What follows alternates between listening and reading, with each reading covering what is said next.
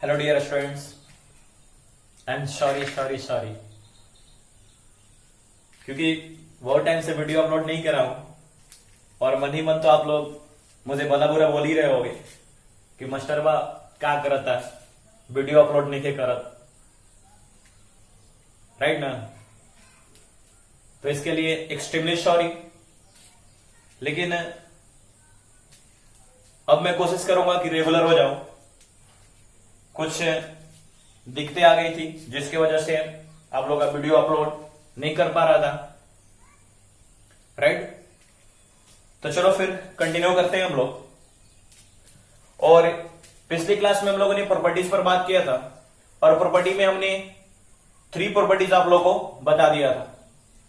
तो चलो आगे भी प्रॉपर्टीज पर बात करेंगे।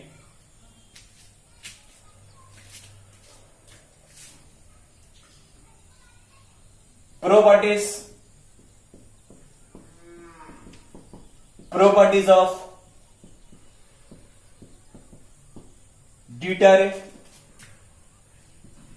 determinants, properties of determinants। और इसमें मैंने आप लोगों को 3 प्रॉपर्टीज बताए थे। फर्स्ट प्रॉपर्टी था हमारा, चलो मैं शॉर्टली इसे एक्सप्लेन कर दे रहा हूं कि फर्स्ट प्रॉपर्टीज हमारा क्या था कि अगर कोई डिटर्मिनेंट गिवन है, सपोज ये A1 B1 C1 A2 B2 C2 A3 B3 C3, तो अगर इसके रो को कॉलम बना देते हैं या कॉलम को रो बना देते हैं तो इसकी वैल्यू चेंज नहीं होती है। यानी अगर हमने ऐसे लिख दिया A1 B1 C1 यानी first row first column, second row second column, third row third column, A2 B2 C2 A3 B3 C3, तो इसकी वैल्यू और इसकी वैल्यू क्या होती है, दोनों की इक्वल होती है। ये हमारा फर्स्ट प्रॉपर्टीज था। चलो जरा सेकेंड पर बात कर लेते हैं। सेकेंड प्रॉपर्टीज क्या रहा था कि अगर कोई डिटर्मिनेंट गिवन है A2 B2 C2 A3 B3 C3, ये डिटर्मिनेंट गिवन है। अगर हमारी मर्जी हुई तो हम किसी भी रो को, किसी भी 2 रोज को और 2 कॉलम्स को इंटरचेंज कर सकते हैं। तो अगर बाय द वे मान लो कि हमने इस रो को R1 को और R3 को इंटरचेंज किया, यानी ये हो गया A3 B3 C3 और ये आपका A2 B2 C2 और ये आपका A1 B1 C1। तभी क्या था कि दोनों की वैल्यू सेम रहेगी, लेकिन क्या होगा, साइन बदल जाएगा। इसकी वैल्यू अगर 10 है तो इसकी वैल्यू क्या आएगी, -10 वैल्यू सेम ही रहेगा। अगर 2 रोज को चेंज कर दिया, 2 कॉलम्स को चेंज कर दिया, यही सेकेंड प्रॉपर्टी था। तब दोनों को इक्वल करने के लिए क्या करना पड़ेगा, यहां माइनस लगाना पड़ेगा। नंबर थर्ड प्रॉपर्टीज था हमारा। नंबर थर्ड प्रॉपर्टीज कि अगर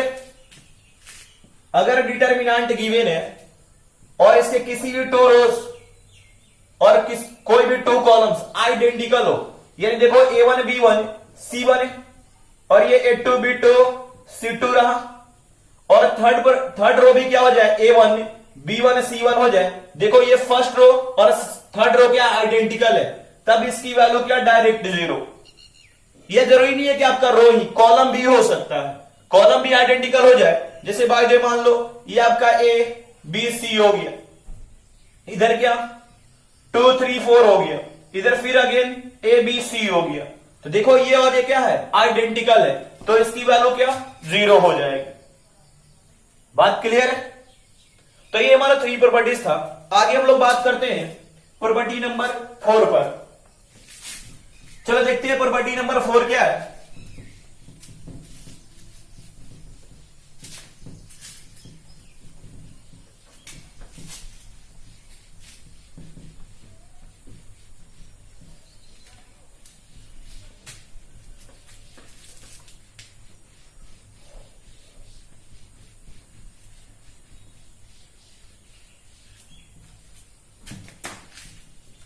प्रॉपर्टी नंबर 4 पहले चलो इसे नोट कर लेते हैं प्रॉपर्टी नंबर 4 को। each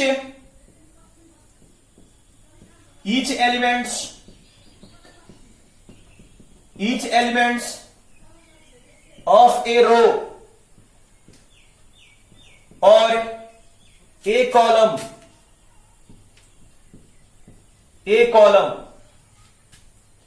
each element of a row or a column is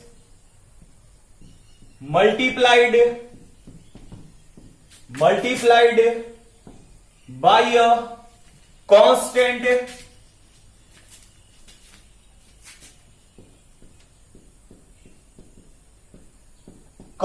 k, then the value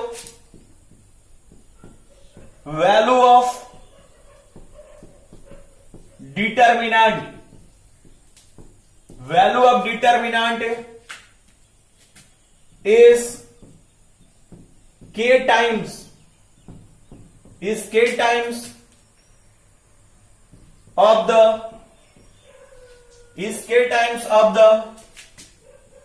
original determinants।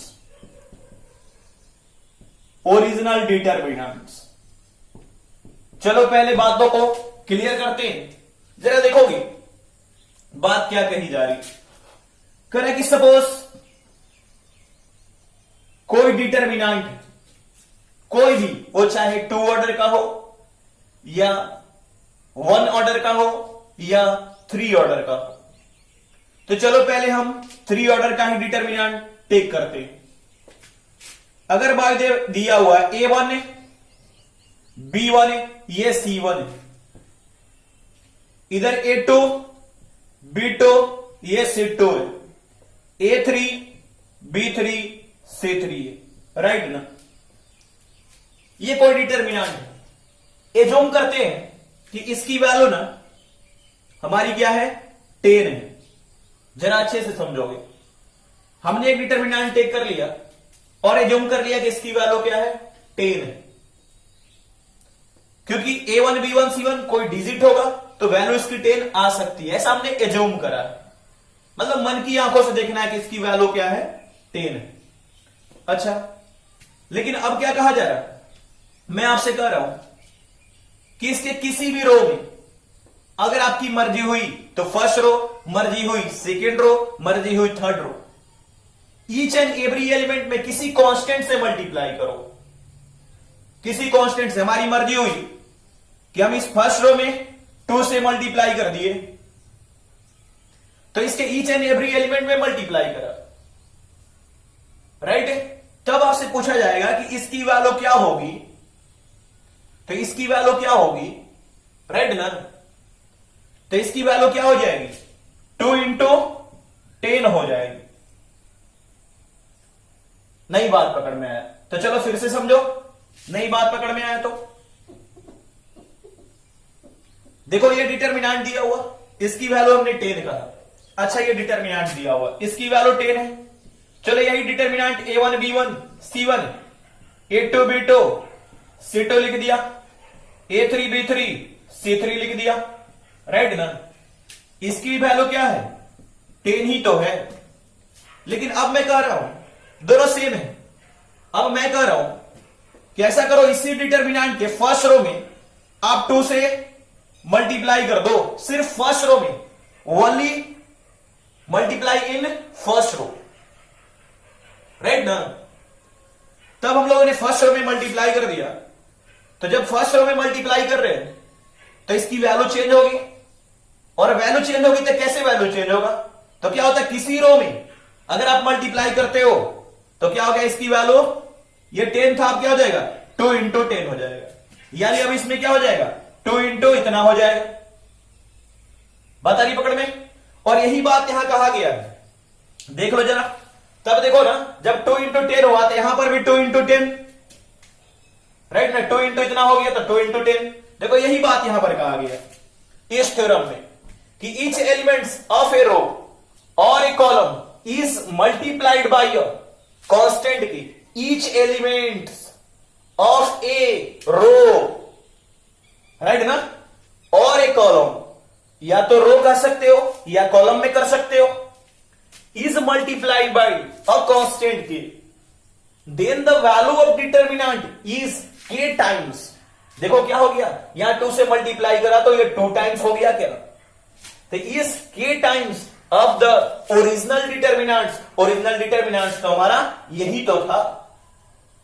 इतनी बात तो पकड़ में आ रहा होगा। अब आप किसी बच्चे का मन में जाएगा कि सर ठीक है, आपने इस रो में मल्टीप्लाई किया 2 से, तो इधर 2 मल्टीप्लाई कर दिया। अगर मेरी मर्जी हुई कि इसमें भी 2 से मल्टीप्लाई करो और इसमें भी 2 से मल्टीप्लाई करो, फिर अगर बाय द मान लो इसमें भी 2 मल्टीप्लाई कर दिया आपने, तो फिर एक यहां पर 2 आ जाएगा। बात आ रही पकड़ में। अगर किसी की मर्जी हुई कि नहीं सर इसमें भी 2 से मल्टीप्लाई कर दो, थर्ड रो में भी, तो फिर एक 2 आ जाएगा यहां पर, 2 इंटू, राइट। क्योंकि जब भी आप सिंगल रो में मल्टीप्लाई करते हो, देखो क्या करा, सिंगल रो और सिंगल कॉलम, तो सिंगल रो में मल्टीप्लाई करते हो के से मल्टीप्लाई करते हो तो क्या हो जाता है, के टाइम्स हो जाता है। तो पहले आपने 2 से मल्टीप्लाई करा फर्स्ट रो, तो 2 टाइम्स हो गया, फिर 2 से मल्टीप्लाई करा तो फिर 2 टाइम्स ना, फिर 2 से मल्टीप्लाई करा फिर 2 टाइम्स। अगर आपकी मर्जी होगी सर नहीं इस कॉलम में मल्टीप्लाई करते हैं 2 से, तो ये क्या हो जाएगा, ये सब क्या बन जाएंगे, 4 4 4 बन जाएंगे। नहीं, 2 में इसमें करते हो 2 से मल्टीप्लाई तो सब 4 बन जाएंगे, तो फिर 2 से मल्टीप्लाई करो तो फिर इधर 2 से मल्टीप्लाई करना पड़ेगा। अब बात आ रही है पकड़ में। चलो देखोगे अभी बातें बिल्कुल क्लियर होती जाएंगी।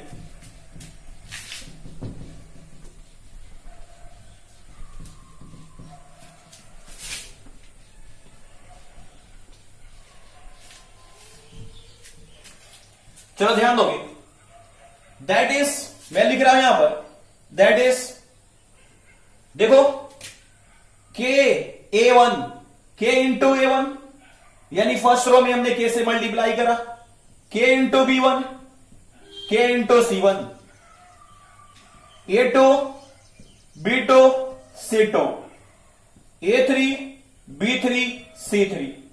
सीधी सी बात है कि सर मल्टीप्लाई किया गया है, देखो ना फर्स्ट रो में, सर किसी भी सिंगल रो से कॉमन ले सकते हैं, तो इसीलिए ना क्या ये के टाइम्स हो गया, और ये क्या निकल गया बाहर, क्या हो गया, A1 B1 C1, A2 B2 C2, A3 B3 C3 हो गया सर, ये इतना हो गया। अब बात आ रहा होगा पकड़ में कि अभी भी दिक्कत है।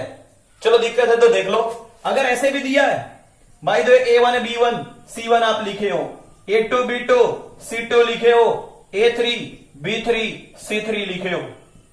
अभी तो फर्स्ट रो में था, अगर इस कॉलम में भी होता, इस कॉलम में भी होता, तब ये किसके इक्वल हो जाता, ये के इंटू इसी के इक्वल होता, A1 B1 C1, फिर A2 B2 C2 और A3 B3 C3। मतलब किसी रो में, किसी कॉलम में अगर किसी कांस्टेंट क्वांटिटी से मल्टीप्लाई है, अगर के से मल्टीप्लाई है तो के टाइम्स उसका ओरिजिनल वैल्यू हो जाएगा, ओरिजिनल डिटर्मिनेंट का।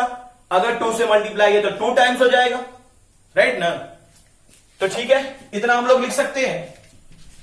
चलो इसका प्रूफ देख लो, अगर आपको प्रूफ देखने हैं तो।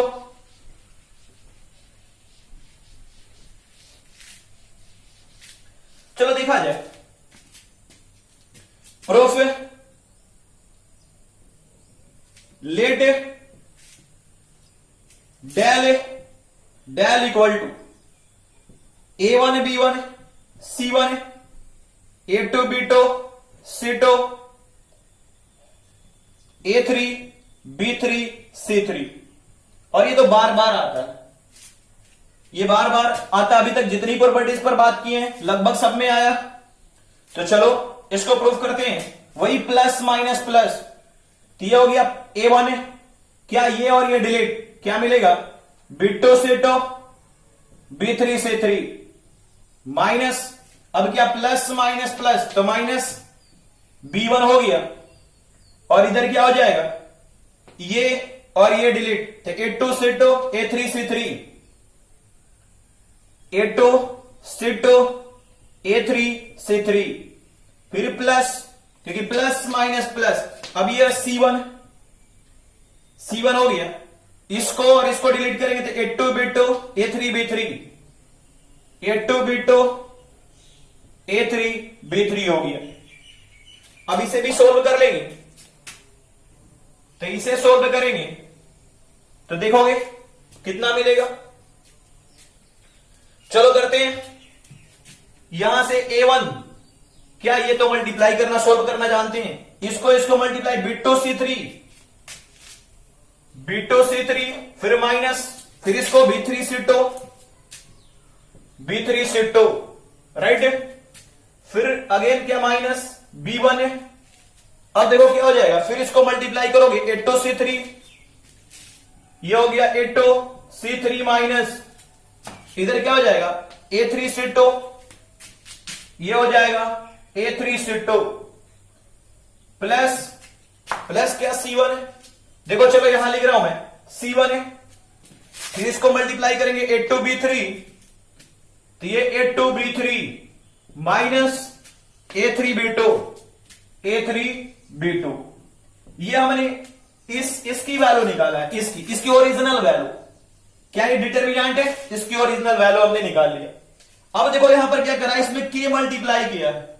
चलो करते हैं, अब इसको हम लोग जूम कर लेते हैं, इसको कुछ भी, ये डेल है तो इसे डेल डैश से जूम कर लेते हैं। चलो and del dash equal to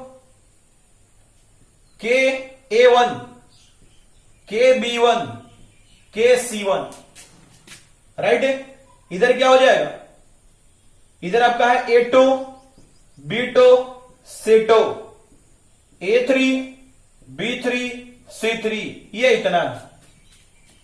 अब देखो इसे सोल्व करने जाओगे, वही फर्स्ट रो के लॉन्ग एक्सपैंड करते हैं, तो क्या हो जाएगा, के लिखने की जरूरत नहीं है ना, एक्सपैंडिंग अलोंग फर्स्ट रो, हाँ लिख लेना आप लोग, के A1 है, फिर वही बात है, इसको डिलीट करेंगे तो B2 C2 B3 C3, ये इतना हो जाए, माइनस के B1 क्योंकि प्लस माइनस प्लस, फिर ये और ये delete A2 C2 A3 C3 A2 C2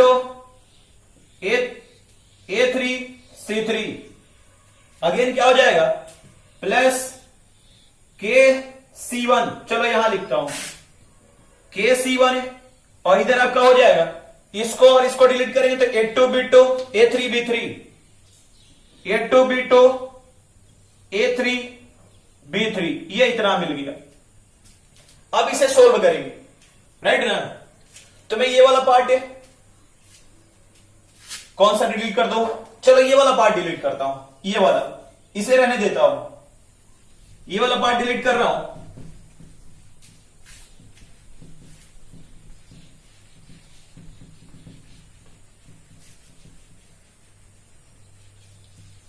चलो देखोगे, अब उसे मैं सोल्व कर रहा हूं, तो क्या करेंगे हम लोग, ये के A1 है, उधर क्या B2 C2 है B3 C3 है राइट है। चलो देखा जाए, के A1 फिर सोल्व करोगे तो क्या मिलेगा, इसको मल्टीप्लाई करोगे, सेम कहानी, B2 C3 minus B3 C2, इतना तो आप समझते हो, माइनस के B1, फिर वही A2 C3 minus A3 C2, इसको मल्टीप्लाई कर दिया, इसको माइनस इसको, फिर क्या प्लस के C1, फिर वही इसको, तो A2 B3 minus A3 B2, इतना कर दिया हमने। अब जरा ध्यान दोगे, अब आप देख रहे हैं के सभी में मल्टीप्लाई है, देख लो के सब में मल्टीप्लाई है, के कॉमन कर लेते हैं, कॉमन यहां से राइट ना, के यहां से हमने कॉमन फाइंड कर लिया। देखो इधर क्या मिला, A1 B2 C3 minus B3 C2 minus B1 है, A2 C3 minus A3 C2 right है, प्लस C1 है, इधर क्या हो जाएगा, A2 B3 माइनस A3B2 ये इतना हो गया। देखो ना, हमारा डिटर्मिनेंट का ओरिजिनल वैल्यू क्या आया था, यही तो था, यही तो हमारा क्या था, डेल था, डेल डिटर्मिनेंट की ओरिजिनल वैल्यू। अब ये क्या हो गया, देखो ना k टाइम्स आ गया क्या, देखो इसके फर्स्ट रो में हमने k मल्टीप्लाई किया और इसकी वैल्यू जो आया देखो वही सेम आया है, लेकिन क्या है k टाइम्स है। तब तो इतना लिख सकते हैं k इंटू डेल डिटर्मिनेंट है, क्योंकि ये ओरिजिनल वैल्यू था इस डिटर्मिनेंट की। अब देखो ये प्रूफ भी हो गया, k इंटू डेल क्या, k इंटू इतना, यही तो ओरिजिनल है, यही तो ओरिजिनल है, और इसमें हमने क्या k से मल्टीप्लाई किया। तब तो यहां से लिख सकते हैं हम लोग कि therefore del dash equal to k into del. देखो फर्स्ट रो में मल्टीप्लाई हुआ, फर्स्ट रो में k से मल्टीप्लाई हुआ, सिर्फ सिंगल रो में तो k बाहर निकल गया, k टाइम्स हो गया। अगर सेकंड रो में भी होता, फर्स्ट रो में भी होता, सेकंड रो में भी होता तो क्या होता, k स्क्वायर होता। फर्स्ट रो में होता और थर्ड रो में भी, सेकंड रो में और थर्ड रो में भी होता तो क्या होता, k क्यूब होता, होता ना। तो चलो पहले नोट कर लो आप।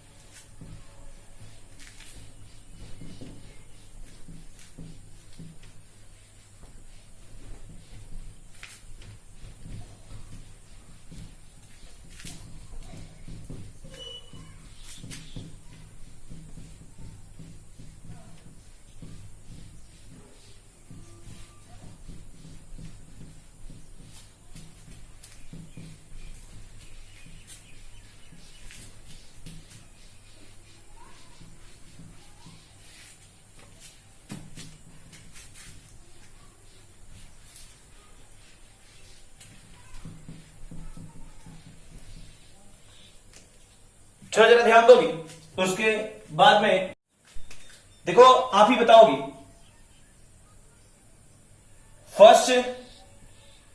फर्स्ट रो में जब हमने k से मल्टीप्लाई किया, A2B2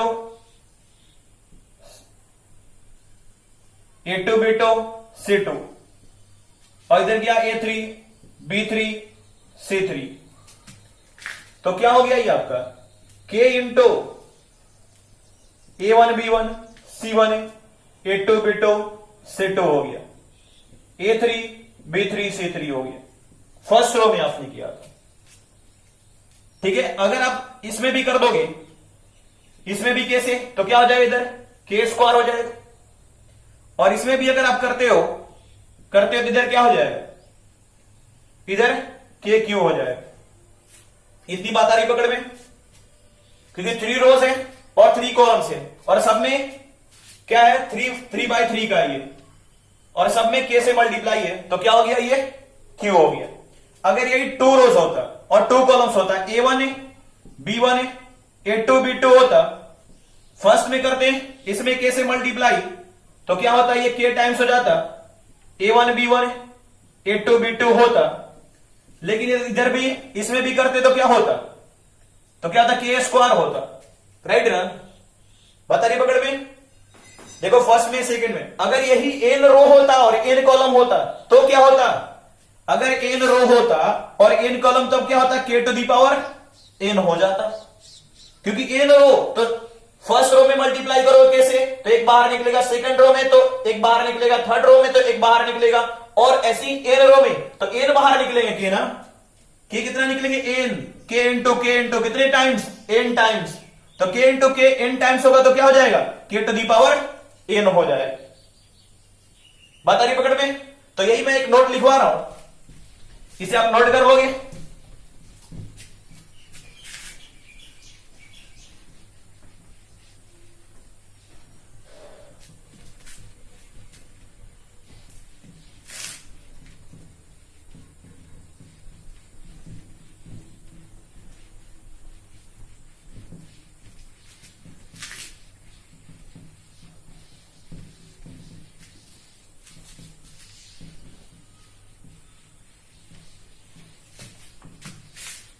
देखा जाए, note if A is a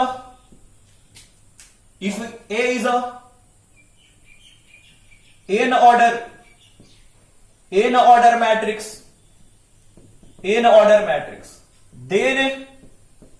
then जरा ध्यान दोगी, के इंटू ए देखो, के इंटू ए कर दिया का मतलब क्या, के इंटू ए कर दिया। अगर भाई जी मान लो कोई मैट्रिक्स दिया है 2 3 4 1, तो के इंटू ए करने का मतलब क्या, इस रो में भी करना है और इस रो में भी मल्टीप्लाई करना है। कैसे नहीं, यानी फर्स्ट और सेकंड दोनों रो में करना है। तो इसमें ए कहने का मतलब क्या, के इंटू ए, यानी सभी रो में मल्टीप्लाई करना है। ठीक है, सभी रो में यानी सभी एलिमेंट में मल्टीप्लाई करना है। तो first row, second row, third row, तो जितने रो में मल्टीप्लाई होंगे उतने बाहर निकलेंगे, के टाइम्स होंगे। तो यहां पर कितने रो हैं, एन रोज है, तो कितने बार बाहर निकलेगा, एन बार के टाइम्स बाहर निकलेगा। के इंटू के इंटू ए, के इंटू के इंटू के, तो क्या हो जाएगा, k to the power n into determinant A. और ये डायरेक्ट ऑब्जेक्टिव क्वेश्चन है कि if A is a n order square matrix then k into A equal to k to the power n into determinant A. यही नहीं, आपसे कह देगा कि इफ ए इज 3 ऑर्डर या 3x3 order matrix then determinant k into A equal to what, तो क्या बताओगे, तो k to the power 3 into determinant A. अगर ये 2 ऑर्डर कर देते तो k to the power 2, clear है, 1 तो के टू दी पावर 1 है, नोट डाउन।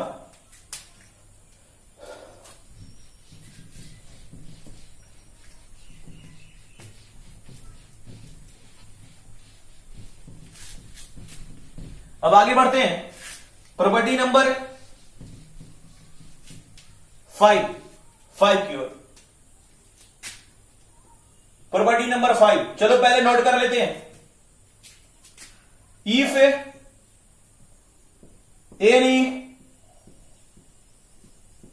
एनी रोज और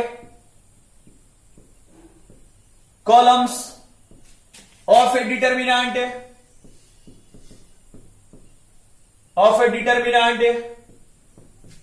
is proportional if any rows or columns of a determinant is proportional, then the value of determinant is 0। Clear है बातें? देखो क्या बातें हो रही, कह रहा है कि अगर कोई डिटर्मिनेंट दिया है A1 है, B1 है, C1, A2 B2 C2। चलो पहले एग्जांपल से क्लियर करता हूं।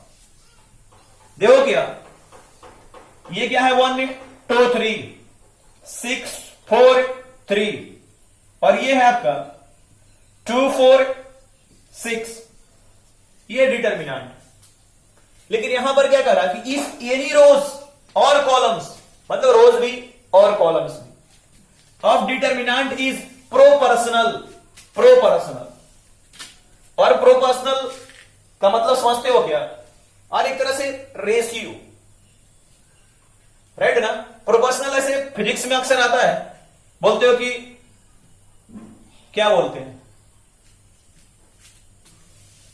बता सकते हो कुछ? चलो कुछ भी लिखते हैं ना, ए प्रोपोर्शनल टी, राइट, ठीक है, ए प्रोपोर्शनल टी। इसका मतलब क्या लिखते हो आप, ए इक्वल टू के टी लिख सकते हो, के कांस्टेंट पकड़ लेते हो, और यहां से अगर ए बाई टी हम कर दें तो क्या हो जाएगा, इधर के मिल जाएगा, यानी इसका ए और टी का रेशियो क्या आया, तो K:1 आया। ए और टी का रेशियो क्या है? K:1 आया। क्लियर बात है? तो यहीं पर कहा कि अगर 2 रोज है कि एनी रोज, देखो ये फर्स्ट रो है, ये सेकंड रो, थर्ड रो, लेकिन मुझे दिख रहा कि फर्स्ट रो और थर्ड रो प्रोपोर्शनल है। देखो कैसे, ये क्या है 1 है 2, तो ये 1/2 मिला। ये 2 4, तो 2 4 कैंसिल कराने के बाद ये भी क्या मिल रहा? 1/2 ही मिल रहा। 3 6, 3 6 कैंसिल कराने के बाद क्या, देखो सेम 1/2 ही मिल रहा। दोनों क्या है? प्रोपोर्शनल। ये फर्स्ट और थर्ड। तो जब प्रोपोर्शनल होता है कोई भी रोज और कोई भी कॉलम्स प्रोपोर्शनल हो जाए तो इसकी वैल्यू क्या होती है? 0 होती है। राइट है? बात क्लियर है? इसकी वैल्यू 0 होती है। अब आपके दिमाग में सर कैसे 0 होती है? चलो यहीं पर भी प्रूफ कर देता हूं मैं। अभी जस्ट हम लोगों ने सीखा था कि किसी भी रो में हम लोग किसी कांस्टेंट से मल्टीप्लाई कर सकते हैं, और जब मल्टीप्लाई करते हैं तो उतना टाइम्स हो जाता है। तो मल्टीप्लाई कर सकते हैं तो कॉमन भी तो निकाल सकते हैं।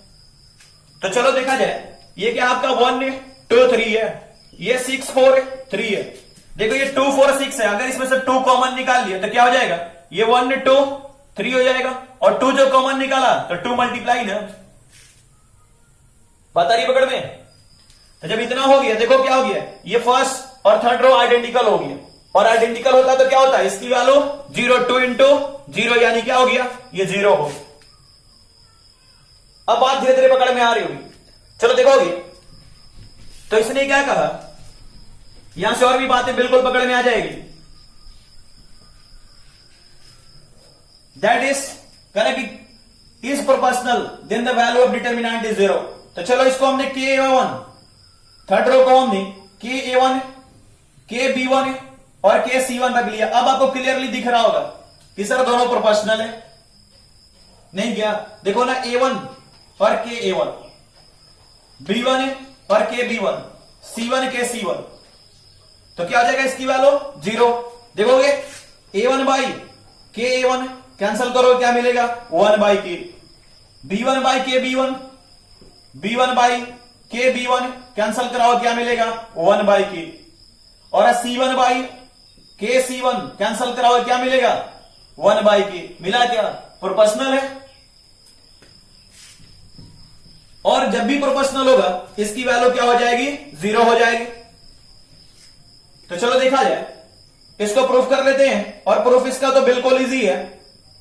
यही हमारा क्या डेल है, डेल जूम हमने कर लिया, लेट डेल जूम कर लिया।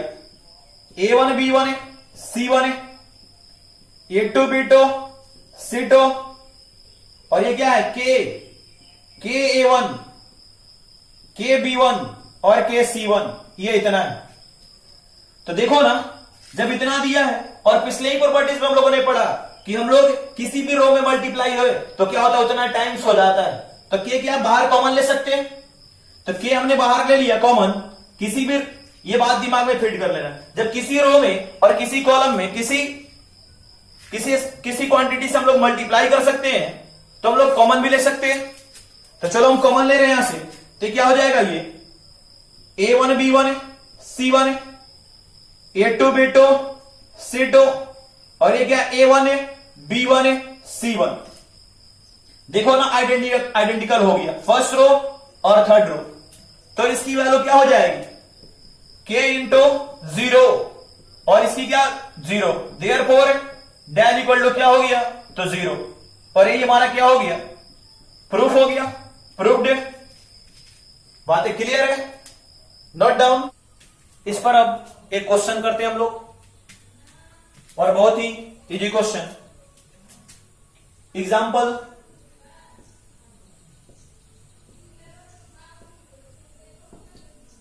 Evaluate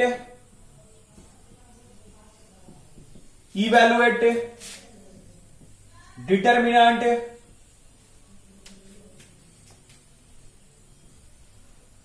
three six 4 18 36 24 2 11 10। राइट? अब इसे सोल्व करना है। सॉल्यूशन बिल्कुल सोल्व कर सकते हैं।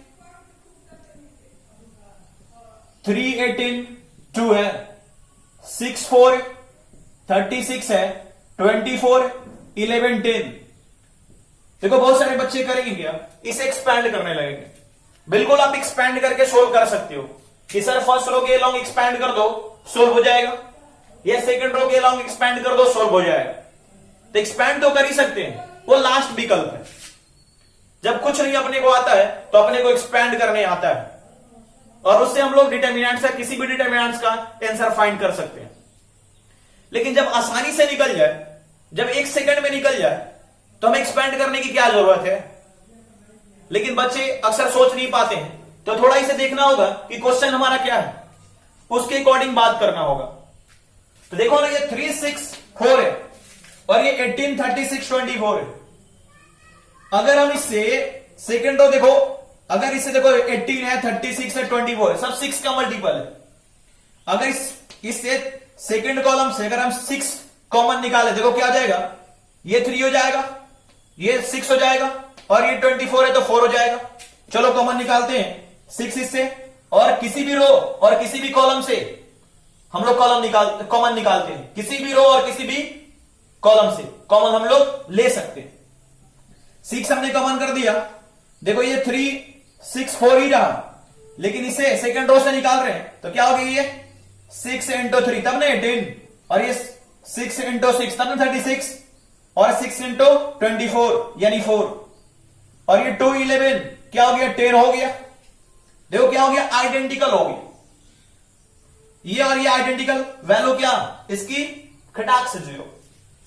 क्या कोई दिक्कत, तब क्या हो जाएगा, ये 6 इंटू 0 और ये 0, देखो क्या मिल गया आंसर इसका 0।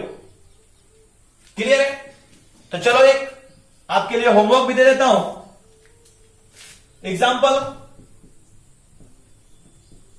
और इसे कंप्लीट करोगे आप लोग। Evaluate determinant equal to, question है आपका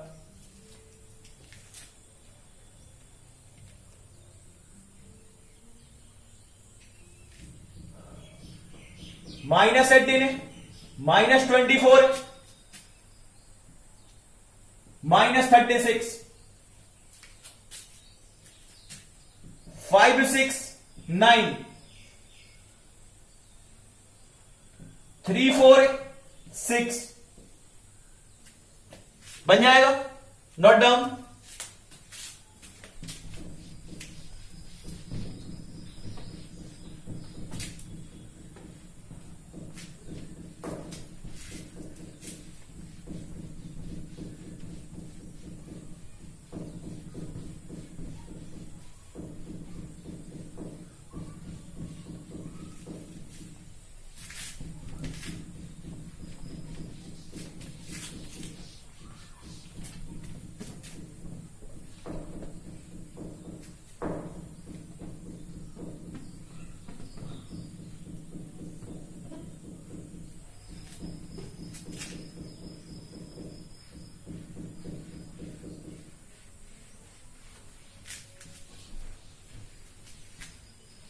चलो देखा जाए next property number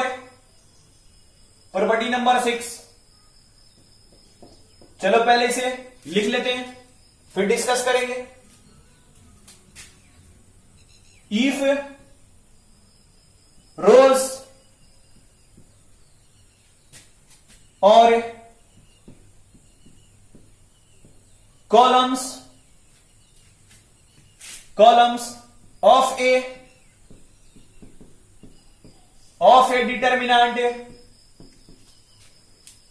a determinant is the sum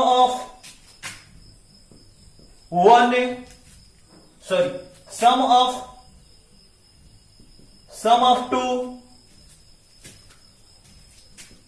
or more terms, then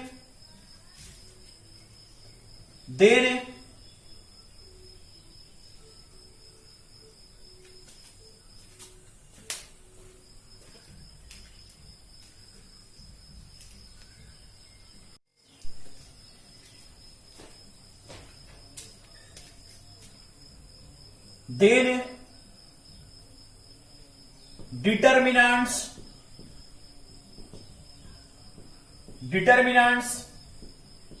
can be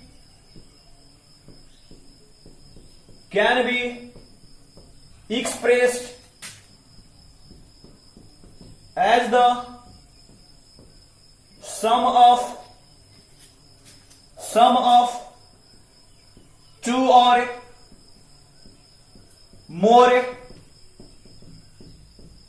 determinants. देखो बातें क्या कही जा रही. If rows or columns of a determinant is the sum of two or more terms. देखो बातें क्लियर होंगी. That is A1 plus K1 B1 C1, A2 plus K2 B2 C2, A3 plus K3 B3 C3. देखो हमने क्या कर रखा है.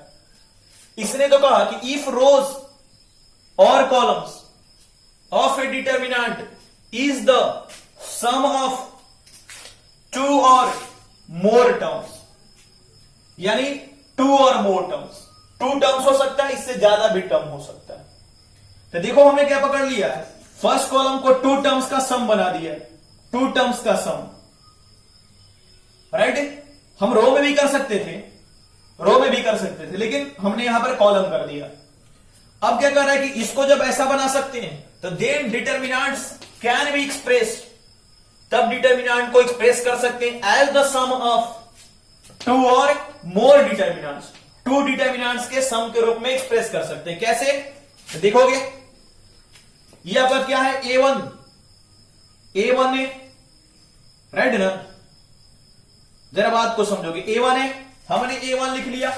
उसके बाद जो इधर है वही B1 C1. इधर क्या पहला है A2 लिख दिया. इधर क्या B2 C2. इधर क्या A3 है, A3 लिख दिया. B3 C3 और प्लस. अब क्या हो जाएगा, अब इधर हो गया K1 और फिर वही B1 C1, फिर K2 फिर वही क्या B2 C2, फिर इधर क्या K3, ये K3 हो गया और इधर क्या हो जाएगा B3 C3 हो गया आपका. ये क्लियर है बात है. आप देख रहे हो कि यहां टू टर्म्स था, मतलब ये फर्स्ट कॉलम में टू टर्म्स का सम था. हमने क्या कर दिया, ऐसे कर दिया. अब किसी बच्चे के दिमाग में जाएगा कि सर और एक होता इसमें, तो क्या करते, तो और भी अलग कर सकते थे. अगर बाय द वे दिया होता A1 प्लस K1 प्लस इधर कुछ और दिया होता, चलो दे दिया होता M1, A2 plus K2 plus इधर M2, फिर A3 प्लस K3 प्लस इधर M3 और इधर क्या वही B1 C1, B2 C2, B3 C3, right. तो पहले ये वाले के लिए लिखते हैं ये और ये यानी ये लिखते हैं. फिर K1 K2 K3, फिर इधर वाला लिखते हैं, ये हो जाता. फिर क्या एक और इसमें जोड़ जाता, इसमें एक और ऐड हो जाता. क्या होता है M1 M2 M3, इधर क्या B1 B2 B3 और C1 C2 C3. ये इतना हो जाता.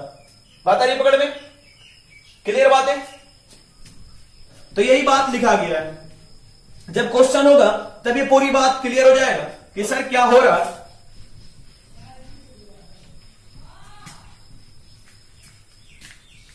तब इतना को हम लोग इतना लिख सकते हैं, राइट ना. तो इसे नोट कर लो आप लोग, उसके बाद हम लोग प्रूफ करते हैं. हो गया, चलो प्रूफ करते हैं इसको. चलो यहीं से स्टार्ट करते हैं प्रूफ करना, और ध्यान दोगे. प्रूफ है, प्रूफ. चलो इसे हमने डेल एज्यूम कर लिया. लेट डेल इक्वल टू, ये क्या हो गया आपका A1 plus K1, B1 C1, A2 plus K2, B2 C2, A3 plus K3, B3 C3. ये इतना हो गया। अब इसको सोल्व करने जाएंगे, वही एक्सपैंडिंग अलोंग फर्स्ट रो। तो चलो एक्सपैंड करते हैं इधर। तो क्या हो जाएगा आपका, आप जानते हो क्या होगा, a1 प्लस k1 हो गया, ये a1 प्लस k1। और मैं इस फर्स्ट कॉलम के अलोंग एक्सपैंड कर रहा हूं, एक्सपैंडिंग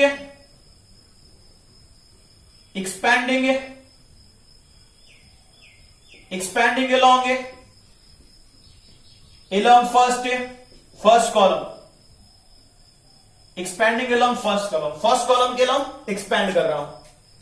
ये इतना हो गया। तो इसको और इसको डिलीट करेंगे, क्या मिलेगा, देखो इसको और यही है ना, तो इसको और इसको डिलीट करेंगे, बात क्लियर है।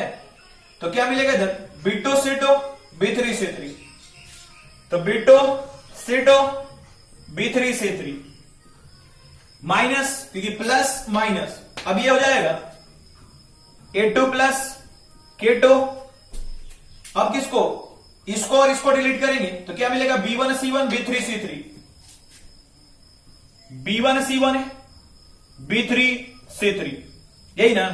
देखो इसको और इसको डिलीट करा, B1 C1 B3 C3। अब किसको, इसको ना, तो इसको और इसको डिलीट करेंगे, क्या है, A3 plus K3, A3 plus K3।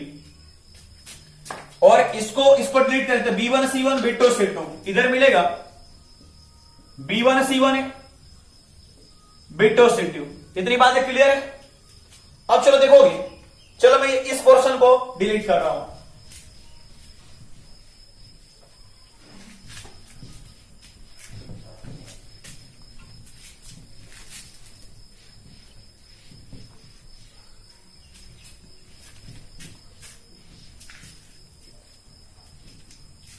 चलो ध्यान दोगे, अब इसको मैं मल्टीप्लाई कर रहा हूं, इसको इसमें मल्टीप्लाई कर रहा हूं, इसे सोल्व नहीं कर रहा हूं, मल्टीप्लाई कर रहा हूं, ठीक ना। तो ये A1 इंटू इतना हो जाएगा, देखोगे क्या हो जाएगा, A1 into B2 C2 B3 C3, फिर K1 में मल्टीप्लाई करेंगे तो K1 इंटू क्या हो जाएगा, वही बात है, B2 C2 B3 C3। ये बात आ रहा पकड़ में। इसको क्या करा, इसमें एक बार और इसको एक बार इसमें मल्टीप्लाई किया, फिर ऐसे ही इसको इसमें और इसको इसमें, तो ये माइनस लगा है तो माइनस होगा, minus A2 B1 C1 B3 C3, तो minus A2 B1 C1 B3 C3, फिर वही minus K2 B1 C1 B3 C3। बात क्लियर हो रहा। फिर इधर भी वही वर्क, प्लस A3, इधर क्या है, तो B1 C1, अच्छा इधर भी B1 C1, चलो कोई बात नहीं, B2 C2, फिर क्या plus K3 B1 C1 B2 C2, इतना हो गया। अब मैं थोड़ा अरेंज कर रहा हूं, देखो क्या अरेंज कर रहा हूं, A1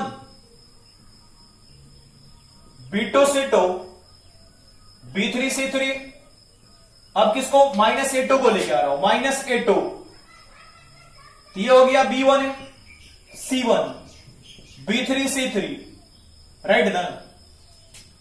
फिर क्या, प्लस A3, तो ये आपका हो गया B1 C1 B2 C2। फिर चलो K को लेके आ रहा हूं, तो K1, अब K1 वाला, तो ये आपका हो गया B2 C2 B3 C3, फिर माइनस K2 है, minus K2 B1 C1 B3 C3, बात समझ में आ रहा, प्लस K3, ये आपका हो जाएगा B1 C1 B2 C2, ये इतना हो गया। अब जरा ध्यान दोगे, अब एक बात है आपको यहां से मैं रिमाइंड करा रहा हूं, और इस पोर्शन को मैं डिलीट कर रहा हूं, इस पोर्शन को।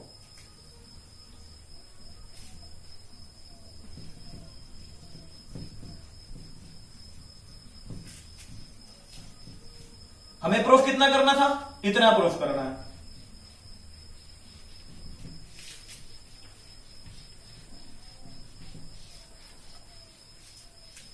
राइट ना? हमें क्या इतना प्रूफ करना है, यही बात। तो देखा जाए, अच्छा एक बात बताना, जब हम लोग A1 B1 C1 A2 B2 C2 दिया होता है, A3 B3 C3 दिया होता है, तो हम लोग क्या इसे एक्सपैंड तो कर लेते हैं ना।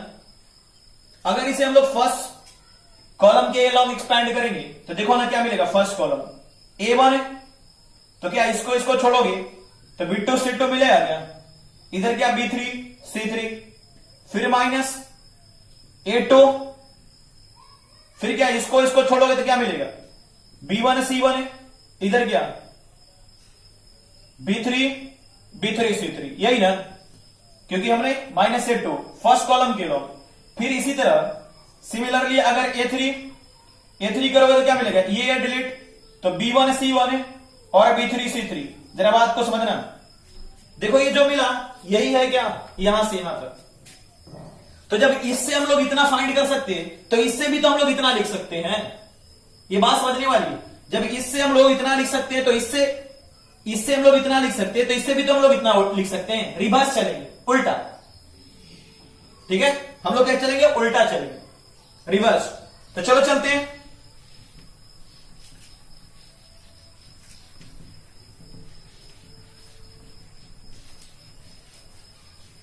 देखो चलते हैं। ये A1 है तो A1 तो फर्स्ट होता है,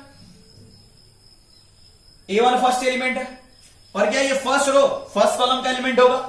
लेकिन ये वाला क्या, ये तो इधर का एलिमेंट है, B2 C2 B3 C3, right ना। फिर क्या होता है? माइनस A2, तो A2 तो इधर आता है, प्लस माइनस A2 यहां आ गया। बात आ रही पकड़ में? A2 यहां आ गया, हमने दिखा भी दिया था। और आप मैं जब लिखूंगा तो आप सोल्व करके भी देख सकते हो। ये A2 हो गया। A2 तो क्या होता है? ये A2 जिसमें इस रो में और इस कॉलम में डिलीट, तो जब ये रेस्ट एलिमेंट है कहां जाएगा? यहां जाएगा और नीचे आएगा। तो ये क्या B1 है, B1 C1 आ गया, और B3 C3 ये तो लिख चुके हैं ऑलरेडी, यहां और यहां गया। फिर अगले के लिए चलते A3, तो प्लस माइनस प्लस A3 यहां आ गया। तब क्या ये और ये डिलीट, तो ये क्या यहां आएगा? तो यहां तो पहले से फिलअप हो गया। देखो B1 C1 B2 C2 आ गया क्या, प्लस। अब सेम कहानी इसके लिए भी, इस K1 के लिए भी। क्या K1 है तो पहला क्या K1 हो जाएगा, K1। तो ये इस रो में फर्स्ट कॉलम में आएगा, फर्स्ट रो में फर्स्ट कॉलम में आएगा। ये बात आ रही पकड़ में ना, फर्स्ट रो में फर्स्ट कॉलम में आएगा। तब ये कहां जाएगा? सेकंड रो में है, B2 C2 B3 C3 हो गया, ये इतना हो गया। लेकिन आगे क्या? माइनस K2, तो K1 K2 plus minus K2 यहां आ गया। तब देखो इस रो को और इस कॉलम को डिलीट करेगा तो इसके रेस्ट एलिमेंट किधर जाएंगे? B1 C1 ऊपर जाएगा, B1 C1, और ये वाला किधर आएगा? यहां नीचे आएगा। ये पहले से आ गया है। अब आगे बढ़ते हैं इसके पास, K3, तो K3 तो यहां आ जाएगा, और इस कॉलम और इस रो को डिलीट करेगा तो ये ऊपर जाएगा। देखो B1 C1 B2 C2 ये आ गया। और देखो यही तो प्रूफ करना था हमारा, इतना ही तो लाना था, यही लाना था ना। देखो आ गया क्या, और ये हमारा क्या हो गया? प्रूफ हो गया। और यही हमारा क्या हो गया? प्रूफ हो गया, प्रूव्ड। बात क्लियर है? इसे हम लोग लिख सकते हैं। तो चलो इस पर एक क्वेश्चन करते हैं हम लोग, तब बिल्कुल बातें पकड़ में आ जाएगी।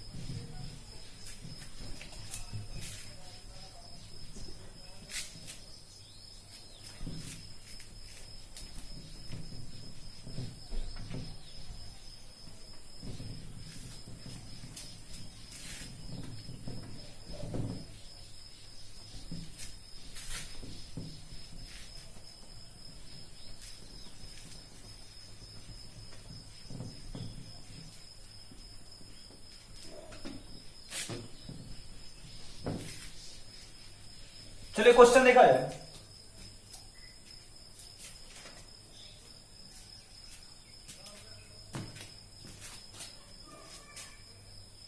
Example,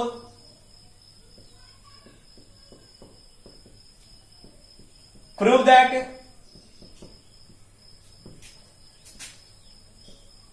A B C A plus 3x B plus 3y C plus 3z 100i z equal to 0। देखो हमने क्लियर सी बात कही है, किसी भी रो और किसी भी कॉलम के एलिमेंट्स क्या हो सकते हैं, टू टर्म का सम हो सकते हैं। कोई जरूरी नहीं कि आपका रो हो, कोई जरूरी नहीं कि कॉलम हो। तो चलो इसको प्रूफ करते हैं, सॉल्व करते हैं। ये हमारा एलएचएस है और ये आरएचएस। एलएचएस को लेकर मैं चल रहा हूं, ये डेल इक्वल टू क्या है, A B C A plus 3x B plus 3y C plus 3z 100i z। देखोगे क्या इसे टू टर्म के सम के रूप में एक्सप्रेस कर सकते हैं ना। देखा जाए ए बी सी और इधर क्या, ए बी सी पकड़ लिया और इधर एक से वाई जेड, क्योंकि फर्स्ट एलिमेंट फिर प्लस ए बी सी, ये तो रहेगा ही। अब क्या हो जाएगा 3x प्लस 3x 3y और 3z, इधर क्या xy z हो गया। बात क्लियर है। देखो ये फर्स्ट आइडेंटिकल मिल गया, ये आइडेंटिकल, इसकी वैल्यू 0 और ये क्या मिल गया, ये तो प्रोपोर्शनल मिल गया। नहीं, ये और ये क्या हो गया, प्रोपोर्शनल हो गया। अगर आप 3 कॉमन ले लो तो आइडेंटिकल हो जाएगा, 3 कॉमन निकाल लो तो आइडेंटिकल भी हो जाएगा। तो इसकी वैल्यू क्या, 0। तो क्या हो गया, ये आंसर 0, यानी क्या हो गया, आरएचएस हमारा 0 हो गया और ये हमारा प्रूफ हो गया, प्रूव्ड। बात क्लियर है। अगर यहां पर प्रोपोर्शनल वाली कॉन्सेप्ट ना पकड़ में आई हो तो आप यहां से 3 कॉमन निकाल लोगे। देखो 3 सेकंड रो से कॉमन निकालो, क्या हो जाएगा, xyz मिल जाएगा, आइडेंटिकल भी हो जाएगा। तो 20 की वैल्यू क्या, 0। बातें क्लियर है, बातें क्लियर है, नोट डाउन।